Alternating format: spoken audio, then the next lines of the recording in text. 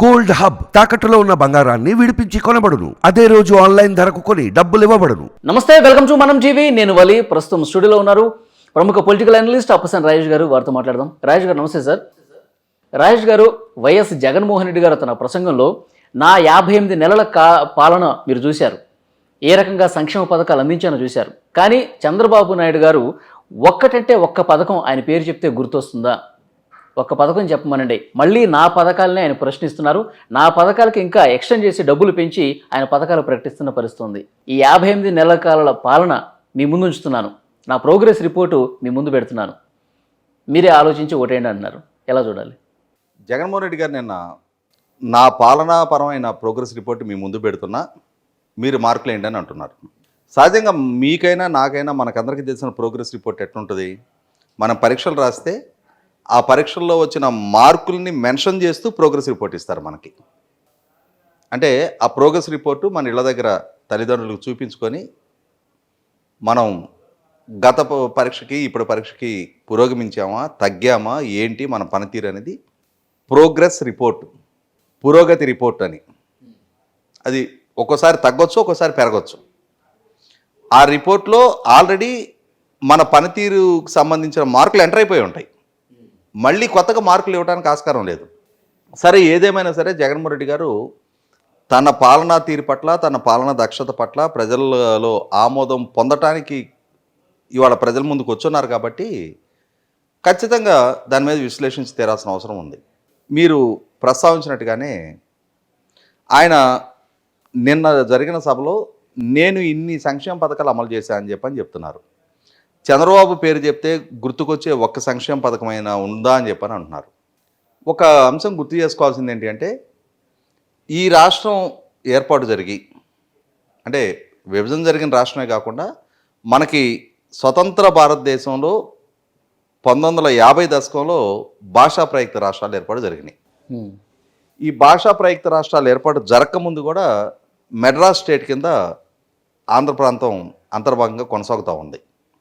ఆనాటి నుంచి ప్రజాస్వామ్య ప్రభుత్వాలు ఉన్నాయి. ఆంధ్ర రాష్ట్రం ఏర్పడి 1953లో ఒక 3 సంవత్సరాల పాటు ఆంధ్ర రాష్ట్రంగా కొనసాగింది. తర్వాత హైదరాబాద్ స్టేట్తో కలిసి మొట్టమొదటి భాషా ప్రయుక్త రాష్ట్రంగా తెలుగు మాట్లాడే వాళ్ళతోటి 1956లో ఆంధ్రప్రదేశ్ రాష్ట్రంగా ఎమర్జ్ అయింది. 1956 నుంచి 2014లో మళ్ళీ తిరిగి రాష్ట్ర విభజన జరిగేదాకా ఉమ్మడి ఆంధ్రప్రదేశ్గా కొనసాగింది. 2014 నుంచి ఇప్పుడు ఒక 10 సంవత్సరాల పాటు విభజన జరిగిన ఆంధ్రప్రదేశ్ రాష్ట్రంగా కొనసాగుతూ ఉంది. అంటే దాదాపుగా అదొక 44, ఇదొక 24, 68 సంవత్సరాలు విభజన జరిగిన, అంటే ఆంధ్రప్రదేశ్ రాష్ట్రంగా మనుగడ సాగించింది. ఈ 68 సంవత్సరాల్లో జగన్మోహన్ రెడ్డి గారు 5 ఏళ్లే కదా పరిపాలించింది. అంతకుముందు ఈ రాష్ట్రాన్ని పరిపాలించిన పాలకులు ఉన్నారు, రేపు ఈ రాష్ట్రాన్ని పాలించే పాలకులు వస్తారు. గత ప్రభుత్వాలు సంక్షేమాన్ని అమలుపరిచినాయి, భవిష్యత్తులో వచ్చే ప్రభుత్వాలు సంక్షేమాన్ని అమలుపరుస్తాయి. సంక్షేమం నాతోటే పుట్టింది, నేనే సంక్షేమాన్ని కనుగొన్నాను, నేనే ప్రజలకు సంక్షేమ ఫలాలు అందిస్తున్నానని చెప్పని జగన్మోహన్ రెడ్డి గారు క్లెయిమ్ చేసుకుంటున్నారు. ఇది అంటే ఈ రాష్ట్రంలో ఉన్న ప్రజలకి అవగాహన ఉంది, అనుభవం ఉంది, ఒక అభిప్రాయం ఉంది. కాకుంటే పాలకుడిగా జగన్మోహన్ రెడ్డి గారు తను స్తుతించుకోవటం, ఎదుటి వాళ్ళని మనకి ఆత్మస్థుతి, పరనింద అంటారు. తనను తాను చాలా గొప్పగా ఎలివేట్ చేసుకోవటం, ఎదుటి వాళ్ళని స్థాయి తక్కువ చేసి విమర్శ చేయడం అనేది రాజకీయాల్లో సహజం. ఇవాళ నాతోటే సంక్షేమం మొదలైందని చెప్పుకుంటున్న జగన్మోహన్ రెడ్డి గారు ఏ సంక్షేమ పథకాలు ఆయనతోటి మొదలైనవి. ఇప్పుడు ఆయన అమలుపరుస్తున్న రైతు భరోసా ఉంది. ఈ రైతు భరోసా జగన్మోహన్ రెడ్డి గారు ముఖ్యమంత్రిగా బాధ్యతలు చేపట్టడానికంటే ముందుగానే 2019 ఎన్నికలకు ముందే కేంద్ర ప్రభుత్వం 6,000 రూపాయలు ఇచ్చే పథకాన్ని అమలు చేసింది. ఆనాడే చంద్రబాబు నాయుడు గారి ప్రభుత్వం అన్నదాత సుఖీభవ అని చెప్పని 15,000 రూపాయలు ఒక్కొక్క రైతుకి ఇచ్చే పథకం 2019 ఎన్నికలకు ముందే అమల్లోకి తీసుకొచ్చారు, రైతులకు డబ్బులు అందించారు. కాబట్టి ఆ పథకానికి ఆద్యుడు జగన్మోహన్ రెడ్డి గారు కాదు. ఆయన ఇప్పుడు అమలుపరుస్తున్న పెన్షన్, ఎన్టీ రామారావు గారు ఈ దేశంలో మొట్టమొదటిగా పెన్షన్ విధానాన్ని అమల్లోకి తీసుకొచ్చిన ముఖ్యమంత్రి. ఆ రోజు 30 రూపాయలతో మొదలైన పెన్షన్ పథకం చంద్రబాబు నాయుడు గారి ప్రభుత్వ హయాంలో ఉమ్మడి రాష్ట్రంలో 75 రూపాయలకి చేరింది. తర్వాత దాన్ని రాజశేఖర రెడ్డి గారు 200 రూపాయలు చేశారు. మళ్ళీ తిరిగి చంద్రబాబు నాయుడు గారు విభజన జరిగిన రాష్ట్రంలో ఆ 200 రూపాయలను 1000 రూపాయలు చేశారు. మళ్ళీ తన ప్రభుత్వ హయాంలోనే 2000 చేశారు. దాన్ని కొనసాగింపుగా జగన్మోహన్ రెడ్డి గారు 3000 చేశారు. అంటే పెన్షన్ విధానాన్ని ప్రారంభించింది జగన్మోహన్ రెడ్డి గారు కాదు. ఇప్పుడు విద్యా దీవెన ఫీజు రీఎంబర్స్మెంట్కి పేరు మార్పు చేశారు. ఫీజు రీఎంబర్స్మెంట్ ఆర్జీలు ఎవరు? ఉమ్మడి రాష్ట్రంలో చంద్రబాబు నాయుడు గారు ముఖ్యమంత్రిగా ఉండగా ఎస్సీ ఎస్టీలకి 100% ఫీజు రీఎంబర్స్మెంట్ ఆయన మొదలుపెట్టారు. తర్వాత ఆయన హయాంలోనే బీసీలకి 50% ఫీజు రీఎంబర్స్మెంట్ ప్రారంభించారు. దాన్ని రాజశేఖర రెడ్డి గారు మరింతగా ఎలాబరేట్ చేసి బీసీలకు కూడా 100% ఫీజు రీఎంబర్స్మెంట్ అమలు చేస్తూ ఓసీల్లో ఉన్న పేదలకు కూడా ఫీజు రీఎంబర్స్మెంట్ రాజశేఖర రెడ్డి గారు ఇచ్చారు. అంటే చంద్రబాబు నాయుడు గారు బిగిన్ చేశారు, రాజశేఖర రెడ్డి గారు దాన్ని మరింతగా విస్తృతపరిచారు. దాన్ని జగన్మోహన్ రెడ్డి గారు ఇప్పుడు గతంలో పాలకులు చంద్రబాబు నాయుడు గారైనా, రాజశేఖర రెడ్డి గారైనా, రోసే గారైనా, కిరణ్ కుమార్ రెడ్డి గారైనా, మళ్ళీ విభజన జరిగిన రాష్ట్రంలో చంద్రబాబు నాయుడు గారైనా వారి హయాంలో ఎట్లా అమలు చేశారు? ఏ స్టూడెంట్ అయినా కాలేజీలో జాయిన్ అయితే ప్రభుత్వం డైరెక్ట్గా కాలేజీ అకౌంట్కి డబ్బులు ఇచ్చేది. స్టూడెంట్కి సంబంధం లేదు. ఇక్కడ access between government and college విద్యార్థిని ప్రశ్నించేది కాదు, ప్రభుత్వం దగ్గర క్లెయిమ్ చేసుకునేవాళ్ళు. ఇప్పుడు జగన్మోహన్ రెడ్డి గారు ఏం చేశారు? ఈ విధానాన్ని ఇంకొకటి ఏంటి, ఆ రోజుల్లో విడతల వారి విధానం లేదు. సింగిల్ స్ట్రోక్లో ఆ విద్యార్థికి సంబంధించిన ఫీజు కాలేజీకి రీఎంబర్స్ అయిపోయేది. కానీ జగన్మోహన్ రెడ్డి గారి ప్రభుత్వం వచ్చిన తర్వాత దాన్ని సంవత్సరంలో 4 విడతలుగా విభజించి ఈ 4 విడతలు కూడా చదువుకుంటున్న కాలేజీకి కాకుండా ఈ విద్యార్థి తల్లి అకౌంట్కి పంపించడం మొదలుపెట్టారు. అంటే నేను ఇస్తున్నా, అంతకుముందు ప్రభుత్వాలు ఇచ్చినాయి, వాళ్ళు ఈ మైలేజ్ స్కోర్ కోసం చూసుకోవాలా, నేను ఇస్తున్నా అని చెప్పని, ఈ క్రెడిబిలిటీ కోసం అని చెప్పని, ఈ క్రెడిట్ గేమ్ కోసం అని చెప్పని, ఈ మైలేజ్ కోసం అని చెప్పని 4 విడతలుగా చేసి తల్లుల అకౌంట్కి పంపిస్తా. ఈ విడుదల చేసే ప్రతి సందర్భంలో కూడా ఒక బహిరంగ సభ, ఓ పేపర్లో ఫుల్ పేజ్ యాడు, అంటే ఈ ప్రచార ఆర్భాటం కోసం నేనే ఇస్తున్నా. అంతకు ముందు ఇచ్చారు, రేపు ఇస్తారు. ఈ మైలేజ్ తాపత్రయం ఈయనకొక్కడికే ఉంది.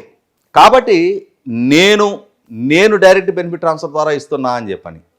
అంతకుముందు ప్రభుత్వాలు వాళ్ళు ఇవ్వలేదా ఫీజు రియంబర్స్మెంట్? కాలేజీలకి ప్రభుత్వానికి మధ్య కన్ఫైన్ అయి ఉంది ఇష్యూ. ఇవాళ జగన్మోహన్ రెడ్డి గారు తల్లుల అకౌంట్కి సక్రమంగా సకాలంలో జమ చేయని పర్యవసానం. ప్రభుత్వాన్ని క్వశ్చన్ చేసే అధికారం కాలేజీలకు లేదు కదా, ఎందుకంటే ఇప్పుడు తల్లుల నుంచి కాలేజీకి వెళ్తున్నాయి కాబట్టి వాళ్ళు పిల్లల్ని ప్రశ్నిస్తూ ఉన్నారు. మీ డబ్బులు ప్రభుత్వం జమ చేయలే, మాకు సంబంధం లేదు, మీ దగ్గర నుంచి రాలేదు కాబట్టి నువ్వు డబ్బులు కట్టి నీ హాల్ టికెట్ తీసుకెళ్ళు, నువ్వు పాస్ అయ్యావా డబ్బులు కట్టి నీ సర్టిఫికెట్లు తీసుకెళ్ళు. ఇవాళ బలిపశువులకు ఎవరు మారుతున్నారు? విద్యార్థులు. ఇవాళ విద్యా కానుక, కాస్మెటిక్ ఛార్జెస్, మెస్ బిల్లులు, ఇవి గతం నుంచి వెనకటి ఎప్పటి నుంచో ఉన్నాయి. ఇవాళ కొత్తగా వీటిని అమల్లోకి తీసుకురాలా. జగన్మోహన్ రెడ్డి గారు నేనే ఆద్యుడు అన్నట్టుగా ఇప్పుడు తనని తాను చిత్రీకరించుకునే ప్రయత్నం చేస్తున్నారు. అక్కడ చంద్రబాబు ఒక్క పథకాన్ని అమలు చేశాడంటే ఆయన 14 సంవత్సరాల హయాంలో ఈ పథకాలన్నీ అమలు జరిగినాయే. చంద్రబాబు గారి హయాంలో ఒక్క పథకమైన ఆయన చూస్తే గుర్తు వచ్చేది ఉందా అంటున్నారు. పాలన్ని ప్రజలకి చేరువ చేసిన, ప్రజల వద్దకి పాలన్ని, అధికార వ్యవస్థని ప్రజలకు చేరువ చేసింది చంద్రబాబు నాయుడు గారు. సిటిజన్ చార్టర్ పెట్టి ఇవాళ పౌర సేవలు టైం బౌండెడ్గా ప్రజలకు అంది తీరాలి అని చెప్పని ఇవాళ ఏ ఎంఆర్ఓ ఆఫీస్కి వెళ్ళినా, ఎండిఓ ఆఫీస్కి వెళ్ళినా, మున్సిపల్ ఆఫీస్కి వెళ్ళినా సిటిజన్ చార్టర్ పెట్టి ఉంటుంది. అక్కడ ఏ పౌర సేవ ఎంత టైంలోపు పూర్తి చేయాలి అని చెప్పని ఒక హక్కు ప్రజలకి కల్పించింది చంద్రబాబు నాయుడు గారు. ఇవాళ అందుబాటులో ఉన్న మీ సేవ ఇప్పుడు జగన్మోహన్ రెడ్డి గారు రద్దు చేసి దాన్ని గ్రామ సచివాలయ వ్యవస్థను తీసుకొచ్చారు. ఈ సేవ పేరిట పౌర సేవలను ప్రజలకు చేరువ చేసింది చంద్రబాబు నాయుడు గారు. ఇవాళ అమల్లో ఉన్న రైతు బజార్ వ్యవస్థను అందుబాటులోకి తీసుకొచ్చింది చంద్రబాబు నాయుడు గారు. డిజిటలైజేషన్ అంటే రిజిస్ట్రేషన్ వ్యవస్థలైనా, పోలీస్ డిపార్ట్మెంట్లో అయినా డిజిటలైజేషన్ అందుబాటులోకి తీసుకొచ్చింది చంద్రబాబు నాయుడు గారు. చంద్రబాబు నాయుడు గారు ముఖ్యమంత్రిగా బాధ్యతలు చేపట్టేనాటికి ఉమ్మడి రాష్ట్రంలో 38 ఇంజనీరింగ్ కాలేజీలు ఉండేవి. ఆయన హయాంలో దాన్ని 350 కాలేజీలకు పెంచారు. ఇంజనీరింగ్ విద్యని ప్రజలకు అందుబాటులోకి తీసుకొచ్చింది చంద్రబాబు నాయుడు గారు. ఇవాళ రోడ్ ఇన్ఫ్రాస్ట్రక్చర్ ఏ గ్రామానికి వెళ్ళినా గ్రామం టు మండలం, మండలం టు టౌన్కి కనెక్టింగ్ రోడ్స్ని ప్రధానమంత్రి సడక్ యోజన అని చెప్పని ఆ రోజు ఎన్డీఏలో వాజ్పేయి గారి ఆధ్వర్యంలో వందల వేల కోట్ల రూపాయల గ్రాంట్లు తీసుకొచ్చి ఇవాళ రోడ్ ఇన్ఫ్రాస్ట్రక్చర్ అద్భుతంగా అభివృద్ధి చేసింది చంద్రబాబు నాయుడు గారు. ఇవాళ విభజన జరిగిన రాష్ట్రంలో కూడా ఇవాళ అగ్రికల్చర్ మెకనైజేషన్కి వేల కోట్ల రూపాయలు ఖర్చు పెట్టడం జరిగింది ఆయన హయాంలో. ఇవాళ దుర్భిక్ష రాయలసీమ ప్రాంతంలో ఏ రాయలసీమ అయితే 52 సీట్లు 49 సీట్లు జగన్మోహన్ రెడ్డి గారికి కట్టబెట్టారో ఆ రాయలసీమలో 17 లక్షల ఎకరాలకి 90% సబ్సిడీతో డ్రిప్ పరికరాలు ఇచ్చిన ఘనత చంద్రబాబు నాయుడు గారిది. మీరెన్ని ఇచ్చారు? మీ ప్రభుత్వ హయాంలో మీరు డ్రిప్కి ఎన్ని లక్షల ఎకరాలకి ఇచ్చారు చెప్పండి. మొట్టమొదట ఇరిగేషన్ రంగానికి విభజన జరిగిన రాష్ట్రంలో 67,000 కోట్ల రూపాయలు చంద్రబాబు నాయుడు గారి ప్రభుత్వ హయాంలో ఖర్చు పెడితే జగన్మోహన్ రెడ్డి గారి ప్రభుత్వ హయాంలో 23,000 కోట్లు ఖర్చు పెట్టారు. చెప్పండి, మీరు మీ ప్రభుత్వ హయాంలో మీకు 52 స్థానాల్లో 49 స్థానాలు కట్టబెట్టిన రాయలసీమకి ఇరిగేషన్ రంగానికి మీ కేటాయింపులు ఎంతో చెప్పండి, మీ ఖర్చు ఎంతో చెప్పండి. 12,000 కోట్లు గత ప్రభుత్వ హయాంలో ఖర్చు జరిగితే ఈ ప్రభుత్వ హయాంలో 2,500 కోట్లు ఖర్చు పెట్టారు. మీ నియోజకవర్గానికి నీళ్లు అందించే గండికోట రిజర్వాయర్ నుంచి డిస్ట్రిబ్యూటరీ నెట్వర్క్ మీరు ఏర్పాటు చేయాల. ఇవాళ ఏ రంగంలో మీరు చంద్రబాబు గారి కన్నా మేము ఘనత అని చెప్పని చెప్పుకునే ప్రయత్నం చేస్తున్నారు? ఒక్క పథకమైనా ఉందా అని చెప్పని చెప్పుకుంటున్నారు మీరు. అన్ని సంక్షేమ పథకాలు ఆనాడు అమలు జరిగినాయి. మీ ప్రభుత్వ హయాంలో కొత్తగా అమల్లోకి వచ్చింది 2. ఒకటి అమ్మఒడి. ఈ అమ్మఒడి అనే పథకాన్ని మీరు కొత్తగా తీసుకొచ్చారు. ఈ కొత్తగా తీసుకొచ్చిన అమ్మఒడికి ఇప్పుడు మీకన్నా మెరుగ్గా ఇస్తామని చెప్తున్నారు. మీరు వాగ్దాన భంగం చేశారు. ఎన్నికలకు ముందు మీ సతీమణి ఇప్పటికీ వీడియో బైట్స్ ఉన్నాయి. ఎంతమంది పిల్లలుంటే అంతమందికి అమ్మఒడి ఇస్తానని చెప్పారు. అధికారంలోకి వచ్చిన తర్వాత ఎంతమంది ఉన్నా ఒక కుటుంబానికి ఒక 15,000 అని చెప్పని ఇప్పుడు కొత్తగా మీరు అమలులోకి తీసుకొచ్చారు. మీకన్నా మెరుగ్గా ఇస్తామని చెప్తున్నారు వాళ్ళు. ప్రజలు నిర్ణయం తీసుకుంటారు. పెన్షన్ విధానాన్ని కూడా చంద్రబాబు నాయుడు గారి ప్రభుత్వ హయాంలో 2,000 పెన్షన్ ఇచ్చారు. 53 లక్షల మందికి పెన్షన్ అందింది ఆ రోజున. ఆయన ప్రభుత్వ హయాంలోనే ఒంటరి మహిళల పెన్షన్ విధానం అమల్లోకి వచ్చింది. ఆయన ప్రభుత్వ హయాంలోనే థర్డ్ జెండర్, ట్రాన్స్జెండర్ అంటారు, వారికి పెన్షన్ అమల్లోకి వచ్చింది. ఆయన ప్రభుత్వ హయాంలోనే డప్పు కళాకారులు, కలుగీత కార్మికులు, చేనేత కార్మికులకి పెన్షన్ అందుబాటులోకి వచ్చింది. కాబట్టి మీతోటే పెన్షన్ మొదలు కాల. మీరు 2,000ని 3,000 చేస్తానని చెప్పారు. ఆయన పదవి బాధ్యతలు చేపట్టే నాటికి 200 ఉన్న పెన్షన్ని ఆయన టెన్యూర్లో 2,000 రూపాయలకి చేశారు. మీరు ఆ 2,000ని 3,000 చేయడానికి 5 సంవత్సరాల కాలం తీసుకున్నారు. 200 1,000 రూపాయలు చేయటం అంటే ఒక సింగిల్ స్ట్రోక్లో చేశారు ఆయన. మీరు ఈ 2,000ని 3,000 చేయడానికి 5 సంవత్సరాల్లో 4 ఇన్స్టాల్మెంట్లో పెంచుకుంటూ వచ్చారు. ఇప్పుడు చేసిన వాగ్దానం కూడా మీరు 3,500 చేస్తాను అని చెప్పని దానికి 2028 2024లో పదవి బాధ్యతలు మళ్ళీ మీరు ప్రభుత్వం అధికారంలోకి వస్తే 2028 జనవరి నాటికి పెంచుతానని చెప్తున్నారు. ఏ అంశం చూసుకున్నా ఉద్యోగులకి ఆయన ప్రభుత్వ హయాంలో 43% ఫిట్మెంట్ ఇస్తే మీరు 23% ఫిట్మెంట్ ఇచ్చారు. ఆయన హయాంలో లక్షల కోట్ల పారిశ్రామికీకరణ జరిగి 5,40,000 ఉద్యోగాలు అందాయి అని చెప్పని మీ ప్రభుత్వంలో మంత్రిగా ఉన్న పారిశ్రామిక మంత్రిగా ఉన్న గౌతమ్ రెడ్డి గారు అసెంబ్లీకి చెప్పారు. మీ ప్రభుత్వంలో ఎన్ని లక్షల కోట్ల గ్రౌండింగ్ అని, ఎన్ని లక్షల మందికి ఉపాధి కల్పన జరిగింది? కాబట్టి ఇవాళ 5 సంవత్సరాల పాలకుడిగా, విభజన జరిగిన రాష్ట్రానికి పాలకుడిగా చంద్రబాబు నాయుడు గారిని చూశారు. ఆయన కన్నా మెరుగ్గా పరిపాలిస్తారని చెప్పని మిమ్మల్ని ఎన్నుకున్నారు. మీ పాలన అంటే 5 సంవత్సరాల మీ పాలనా దక్షత పట్ల ప్రజల జీవన ప్రమాణాలు మెరుగుపడినాయా తరుగుపడ్డాయా అనే ప్రాతిపదిక నిర్ణయం తీసుకునే విచక్షణాధికారం ప్రజలకు ఉంది. ఆ విచక్షణ, అవగాహన, పరిజ్ఞానం ప్రజలకు ఉంది. అంటే 2,80,000 కోట్ల రూపాయలు అంటే సార్ డీబీటీ ద్వారా నేరుగా అకౌంట్లోనే వేశాము. గతంలో ఇలాంటి పరిస్థితి ఎప్పుడూ లేదు. చంద్రబాబు గారు అసలు ఆయన ఇంతకుముందు మీరు అన్నట్టు ఒక్క పథకం కూడా లేదని చెప్తూనే ఇంత సంక్షేమం అందించిన చరిత్ర అసలు ఇంతకుముందు ఎప్పుడూ లేదు. దీన్ని ఏ విధంగా చూడాలి? నేను అదే చెప్తున్నా. ఇందా నుంచి నేను చెప్పింది సోత్కర్ష అంతా అదే, మళ్ళీ దాన్నే రిపీట్ చేస్తే అట్లా. నేను చెప్తుంది ఈయన హయాంలో అమల్లోకి వచ్చినాయి 2 పథకాలు. ఈ 2లో కూడా వైఎస్ఆర్ చేయూత, వైఎస్ఆర్ ఆసరా, ఈ 2 కాపు నేస్తం, ఈ పథకాలు వచ్చేటప్పటికి వంచన. ఎందుకంటానంటే ఆయన 100కి 100 పాళ్ళు గత ఎన్నికల సందర్భంగా 45 సంవత్సరాల పైపడ్డ మహిళలకి పెన్షన్ ఇస్తానని వాగ్దానం చేశారు. పెన్షన్ ఇచ్చున్నట్టయితే అంటే ఈ 3,000 రూపాయల పెన్షన్ ఉంది. మొదట సంవత్సరం 2,250, తర్వాత 2,500, 2,750 అట్లా పెంచుకుంటూ వచ్చారు కదా. ఆన్ అండ్ యావరేజ్ 2,500 అనుకుందాం. ఒక మహిళకి 2,500 చొప్పున 60 నెలల పాటు పెన్షన్ వస్తే ఎంత అమౌంట్ రావాలి? 60 × 2,500 1,50,000 దక్కాలి పెన్షన్ ఇచ్చున్నట్టయితే. పెన్షన్ ఇవ్వకుండా వైఎస్ఆర్ చేయుత అని చెప్పని తీసుకొచ్చి 18,750, 4 సంవత్సరాలు 75,000 ఇచ్చారు. అది కూడా బీసీ, ఎస్సీ, ఎస్టీ, మైనారిటీ మహిళలకి. అగ్రవర్ణాల్లో ఉన్న పేదలకి 15,000 చొప్పున 4,060,000 ఇచ్చారు. అంటే ఇక్కడ ఏమర్థమైంది? 1,50,000 ఇస్తానని వాగ్దానం చేసి అధికారంలోకి వచ్చిన తర్వాత 75,000 చేతిలో పెట్టారు. ఇస్తానని చెప్పిన దాంట్లో సగం ఇచ్చారు.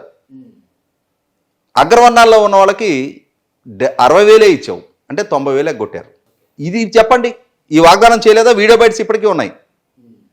45 సంవత్సరాల పైబడ్డ మహిళలకి పెన్షన్ ఇస్తాను అని చెప్పని ఆయన చేసిన వాగ్దానం ఇప్పటికీ ఆ వీడియోస్ ఉన్నాయి. మరి అది వంచనే.